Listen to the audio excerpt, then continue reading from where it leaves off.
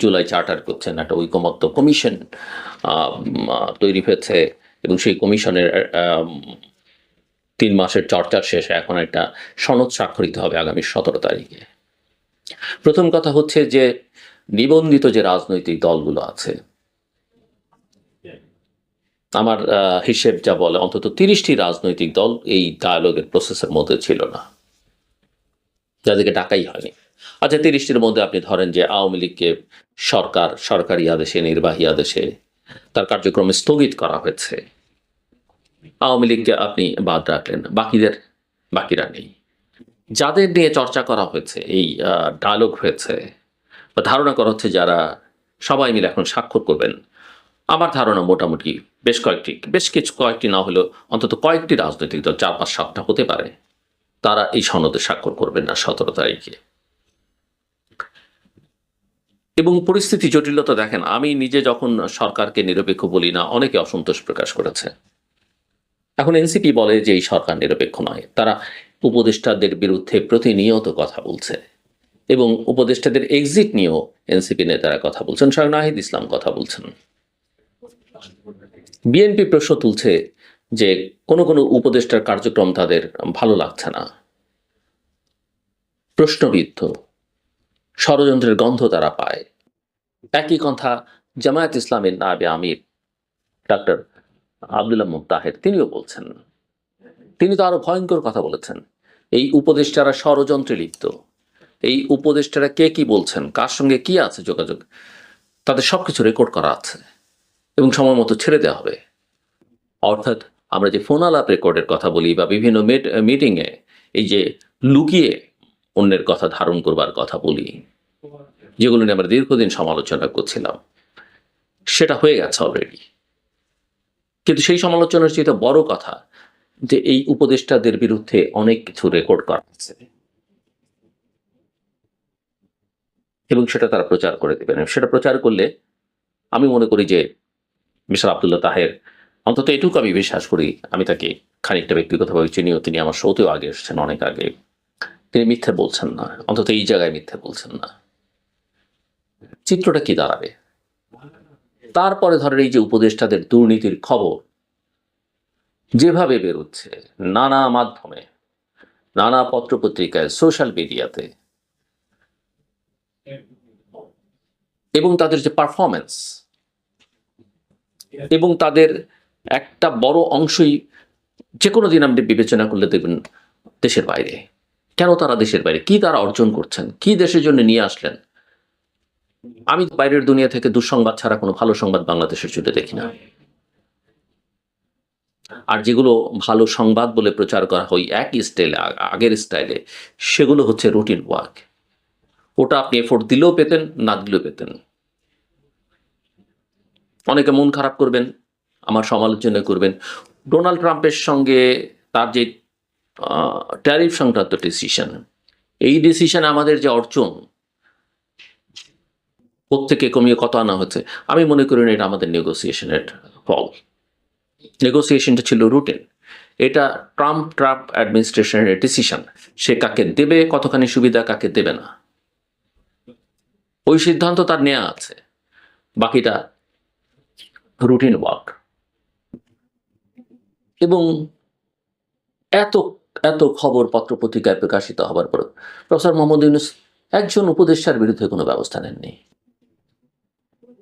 তার সমস্যাটা কোথায়?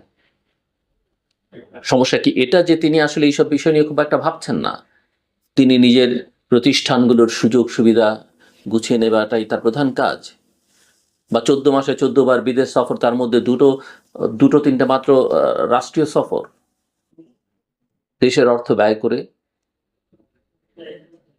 আমি জানি না সেই কারণে তিনি করছেন কিনা, বাট সবার মধ্যে এক ধরনের নাইভিটি, কি বোঝেন না কিছুই, সব শিশু সুলভ আচার আচরণ।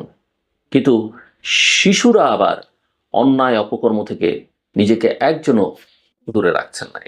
কথাবার্তায়, আচরণে 53 বছরে 54 বছরে কিছু হয়নি যারা বলছেন 1 বছরে পারবেন না, কিন্তু লুটপাট দুর্নীতি সেটা তো ঠিকই করতে পারলেন। আসেন এবার সবচেয়ে ভয়ঙ্কর জায়গা যেটা এখন তৈরি হচ্ছে দেশের জন্য, সবচেয়ে দুর্ভাবনার বিষয়, যেটা হচ্ছে আমাদের স্বাধীনতা সার্বভৌমত্ব রক্ষার যে প্রতিষ্ঠান,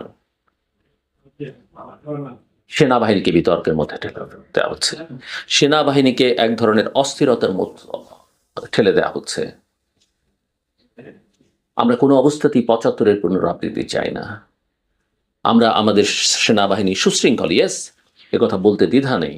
আমি বিশ্বাস করি আমাদের সেনাবাহিনীর যারা আছেন তারাও এতে মন খারাপ করবেন না বা অস্বীকার করবেন না যে সেনাবাহিনীর কতিপয় সদস্যের বিভিন্ন সময় সেই স্বাধীনতা উত্তর কাল থেকেই পর থেকেই কারো কারো ভূমিকা সেনাবাহিনীকে প্রশ্নবিদ্ধ করেছে, বিতর্কিত করেছে।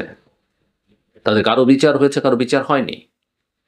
বিচারটা হওয়া দরকার, কিন্তু সেটা অফকোর্স সেনাবাহিনীর শৃঙ্খলা বজায় রেখে তার আইনের মধ্য থেকে সেটা করা উচিত। এই প্রতিষ্ঠান যদি অস্থির হয়ে ওঠে, এই প্রতিষ্ঠানের ভেতরে যদি অস্থিরতা তৈরি হয়, আমাদের দেশের জন্য ভয়ানক বিপদ ডেকে আনবে। যদিও আমি বিশ্বাস করি এবং মনে করি যে মানুষকে আশা জাগিয়ে রাখা, উৎসাহ দেওয়া, অনুপ্রাণিত করা, ইতিবাচক কথাবার্তা বলা, সেগুলো আমাদের মতো যারা আমরা কথাবার্তা বলি তাদের প্রধান কাজ।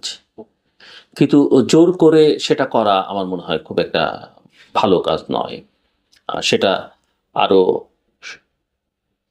জটিল করে তোলে সমস্যাকে, এবং দেশবাসীকেও বা যারা আমাদের কথা শোনেন তাদেরকে বিভ্রান্ত করা হয়। আমি অনেকদিন ধরে বলছিলাম যে এই সরকারের অধীনে খুব ভালো নির্বাচন আশা করা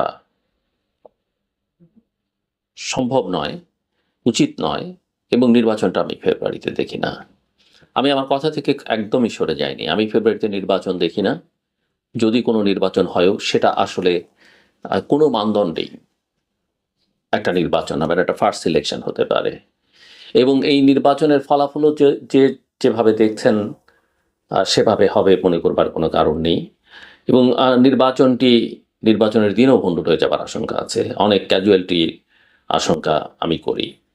এবং যে কথা আমি শুরু থেকেই বলছিলাম, আমি আবারও পরিষ্কার করি, কোনো রাজনৈতিক দলের সঙ্গে আমার কোনো সম্পর্ক নেই। আমি কখনো রাজনীতি করব না। ছাত্র জীবনে করেছি, ছাত্র জীবন ছেড়েছি। বিএনপি দিন যত যাবে তার গ্রাউন্ড সে লুজ করবে এবং তার সম্ভাবনাটা নষ্ট হয়ে যাবে, এবং ফেব্রুয়ারিতে নির্বাচন হলে সেটা আমার ধারণা ফলাফলের মধ্য দিয়েও প্রকাশিত হতে পারে। এর বেশি কিছু আমি বললাম না, বলাটা উচিত হবে না এখন আমার। কিন্তু আমি মনে করি যে রাজনীতিটা পরিবর্তিত পরিস্থিতি বিএনপির করা উচিত ছিল, যে সাহসটা দেখানো দরকার ছিল, যে লিডটা বিএনপির নেওয়ার দরকার ছিল, বিএনপি সেটা নিতে ব্যর্থ হয়েছে।